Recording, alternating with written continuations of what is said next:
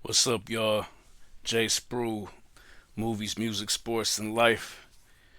And y'all know my favorite television show of all time is coming to an end. And because of that, I really felt that it would be improper to try to review both of these episodes together in one video. I think that both of these episodes deserve their own viewpoint, their own breakdown, their own critical interpretation of what I think is going on. And it's mixed feelings, man. I'm always happy when Atlanta is back on television, but it's kind of sad to realize we only got 8 episodes left. Just that quick. Like it came back and the countdown is really beginning because they gave us 2 episodes out the gate. So let me first just say that it looked like the mall that they were at was this hood mall on Campbellton Road called Greenbrier. Um, Campbellton Road is around the area that T.I. grew up, and Andre 3000 is not that far from Campbellton, a street called DeLoe. And you've heard about it in a lot of rhymes before. Ludacris, um, I think on the album called Chicken and Beer, says, I'm looking into buying Greenbrier Mall. Blow it out your, you know. I think that was the outside of Greenbrier Mall, but that don't matter. That only would resonate with the people that's from Atlanta, grew up there. But we start out in there looting. One thing I love about the show FX Atlanta is that they don't really care about context. they don't they don't really feel like they owe you an explanation of why something is happening. We just open up the scene and they just looting, you know. And as he is a hero to us and we all love him so much, I apologize if I'm speaking for y'all, but just Darius is just Darius is his own person. So Darius is completely unbothered, and only Darius would be coming into a store that's being looted to make a customer service exchange, you know. And the dude was in disbelief, like, you see what's going on right here, right now, and you trying to make an exchange.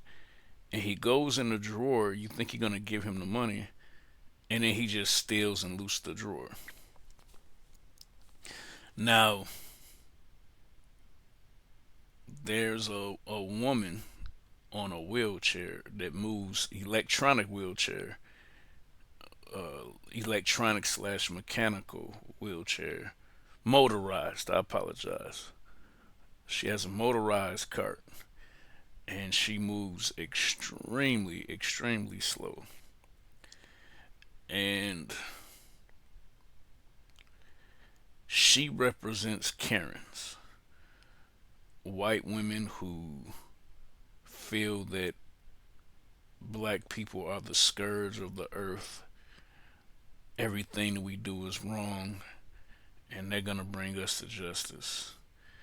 So, as people are trying to flee with their stolen goods, their looted goods, she just singles out Darius for some reason and says, this is the air fryer. I know you stole it. You're gonna give it back. And Darius has such a humble, peaceful, respectful spirit that he explains to this complete stranger, no, I'm taking the air fryer back home because, I tried to exchange it and I wasn't able to. She says, no, I would rather die than let you steal that. You put it back. And those words were written by Donald Glover or possibly his brother. I forgot his brother's name. His brother helps to write a lot of these shows. That was written because it represents the fact that I remember one time a Karen tried to call the police on the little black girl that was selling lemonade. Talking about she don't have a permit. Uh, the white woman Karen who tried to call the police on black people barbecuing outside. They really do act in those particular situations, those particular type of women.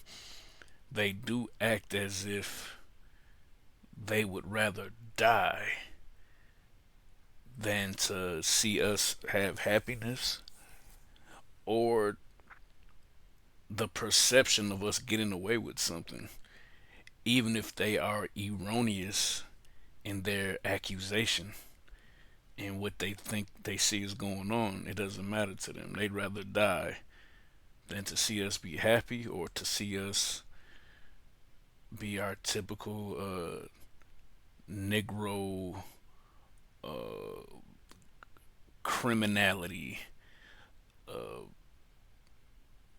being exhibited. So that in traffic, and they are making a parallel to something that happened. There is a rapper that is beloved by the name of MF Doom, um, also formerly known as Seb Love X. He was a part of a group called KMD. They had a hit song called Peach Fuzz, like back in 1991, a long time ago. And Sub Love X's brother was killed somehow. I can't remember how, but he went into depression and then started rapping with the Doctor Doom, Iron slash Chrome Doctor Doom face mask. He started doing his shows like that, and he kind of became an underground hip hop artist and was beloved. But for whatever reason, when he passed away, his wife and family kept it quiet, and then they informed us, the public, and the people that love him. They informed us like 3 months later. And so when Paperboy said, yeah, he died 3 months ago, I knew that that's what they were riffing off of. Um, I don't want to use the word spoofing because, you know, MF Doom died, and there's nothing to spoof about, losing one of our brothers.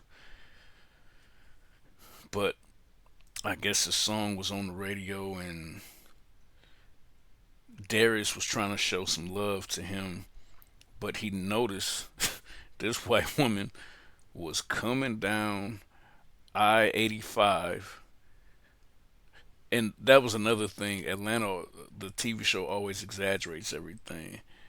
Yes, Atlanta has terrible traffic, but trust me, it's never to the point where the cars are literally just sitting there completely still. It's like you're gonna do like little snail movements and your car is gonna roll forward a little bit, but the way that they did it, it just looked like a ghost town. It looked like all the cars were deserted, like they weren't moving at all. Um, but yeah, Darius was scared of this woman. I would be too because yeah, it's like, how did you find me on the highway? From the mall. Um, Next scene I have is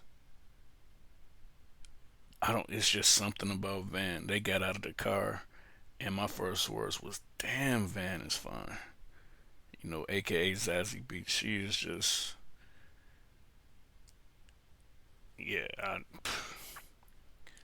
I don't know what it is. She don't wear no makeup. She just got it, man. Um, I'm more of a fan of the Carmel and dark skinned sisters myself, but that's one light skinned black woman. Just every time I see her, I just gotta give it up. I can't try to hate and try to act like she don't got it. But at any rate, when they get out of the car, I find out that they are going to Atlantic Station, and I'm somewhat confused about what they was trying to say, but I think I understand what they were trying to say. Um, because maybe 6, 7 years ago, and even a little bit further back, I'll even say 10 years ago, but it really started to fall off about 2016, 2017. So the past 5 to 6 years, Atlantic Station is just not the same. Completely ruined by a huge fight where I want to say it was 117 high school kids, about 117 black high school kids was down there on a Saturday night just fighting. And Atlantic Station used to have actual nightclubs. There was one called the Strip, which had like a stripper pole on it. I mean, like uh, a chrome stripper pole down the middle of the club, but it wasn't a strip club. It was just a regular cool club to go to. People used to go there to eat. The movie theater, the Regal, which Earn mentioned, was always cracking, and just very weird. Oh, they used to have Fox Sports, a sports bar, was there, and all the ladies would go there to watch the football games. I think they was there to catch us men, but beautiful black women would go in there dressed nice on a Sunday, um, or Monday nights. you know, uh, yeah. So yeah, Atlantic Station used to be great, but it almost feels like they were saying it's like the Twilight Zone now, or either the Twilight Zone or like a ghost town, because the first girl who said something to Earn, Van seemed a little jealous. Then the guy that said something to Van, Amir, Earn seemed a little jealous at first, and then all of a sudden he was just kind of laughing. He said he took you to a Kid Ink concert, and Kid Ink. I haven't heard his name mentioned in so long, but he was really, really popular about 11, 12 years ago. And it seems like that all the ex girlfriends and boyfriends they saw, Van had a real funny line. He was the last American white I've kissed. Some guy that she saw. So I was confused as to whether they were dead and having memories of when they were alive. But then when I combine what happened with Paperboy coming up next, I realized that this first episode is a dream. They just not acknowledging that it was a dream. Like if you remember in season three, um, they just kind of Donald Glover kind of woke up at the end of it. But here nobody woke up. And then the last thing to let you know that something weird is going on, or it might be a dream. the girl Kenya, they saw her again at the parking lot. Van and Earn can't find their car. This girl Kenya says she's been looking for her car. She can't remember how long she's been looking for it. And they said, "Well, what movie did you see at the Regal?" And she says, "Now You See Me Part 2." And they said, "Okay, thanks. We're out of here."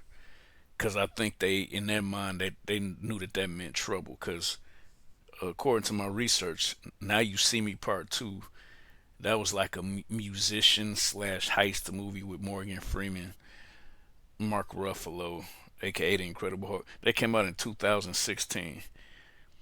So Van and Earn looked at each other like, man, this broad been walking around this parking lot for 6 years.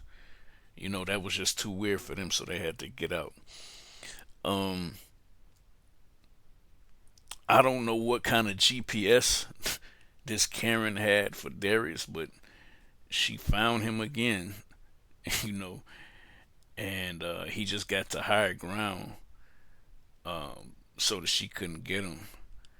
But I know at one point she just said, "I'll just wait for you if you're gonna get to higher ground." But like I said, Darius is always respectful, even if he's in fear for his life. You know, he never cursed her out or, you know, basically said, I understand what your political leanings might be, but this is not that. She didn't care. Um, then the episode comes to an end. Um, there was a lot going on with Blue Blood, like I guess for all of his fans that loved his music, he kind of set up like a what's the word? A scavenger hunt to go different places and do different things. And his wife was at the funeral, and Paperboy said, "Blue Blood's name is Gary," and I thought that was real funny because it's almost like him. Like for the people who don't know him, Alfred is kind of a corny name in comparison to Paperboy, the persona. Um, but before I end this video, I think that there was some inverse psychology going on. I think Blue Blood represented Paperboy, so it's almost like predicting his own death. And I hate to say that, y'all. I know that we don't want to talk about that with Atlanta, with this being the last season, but to me, that's what it represented, you know. And I'm almost certain that somehow that's gonna come back around. And Van and Earn escaped from the mall somehow. They found a way out. And then the girl Kenya came out too and said, I followed y'all. They asked her if she wanted to ride home. She said no. And then her back was to us as the audience. And then it seemed like her face was shape shifting. And then she didn't turn around and look at us, but they just rolled the credits. Um, so two things going on here. That could be my confirmation that it's a dream, or there could be some supernatural stuff going on. You remember the white guy? Excuse me. The white guy who took his own life at the hotel, and then his picture showed up in Earn's bag at the end of season 3. Uh, could it be his spirit just inhabiting the bodies of other people to follow Paperboy, Darius, Al, and Van? I mean, Earn and Van. So that was episode 1. Please let me know down below in the comments what you thought of it. I thought this was a much better return. Y'all know I really didn't care for season three. I was kind of heartbroken by how bad season three was, but I felt this was a real solid return back to the Atlanta that we knew. But it's not just about my opinion. What did y'all think? Jay Spruill, movies, music, sports, and life. We out of here.